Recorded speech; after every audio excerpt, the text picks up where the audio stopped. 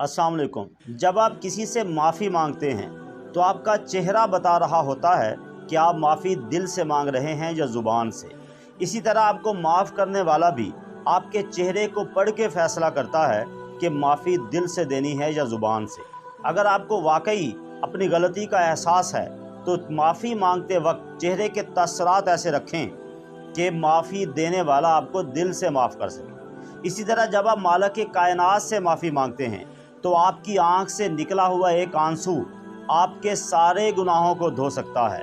इसलिए जब भी आप अल्लाह से माफ़ी मांगें तो अपने चेहरे के तअस्सुरात ऐसे रखें कि आपका चेहरा बताए कि आप वाकई गलती पे नादम हैं। क्योंकि आप दुनिया के किसी भी शख्स को धोखा दे सकते हैं लेकिन मालिक कायनात को धोखा नहीं दे सकते, क्योंकि वो दिलों के भेद खूब जानता है। जब भी आप अपने गुनाह या गलती पे शर्मिंदा हों तो फिर आंखों में आंसू लिए मालिक कायनात से माफ़ी मांगें, वो आपके सारे गुनाहों को माफ़ कर देगा। अल्लाह पाक अपने प्यारे हबीब सल्लल्लाहु अलैहि वसल्लम के सदक़े अमल की तौफीक अता फरमाए। आमीन इलाही आमीन।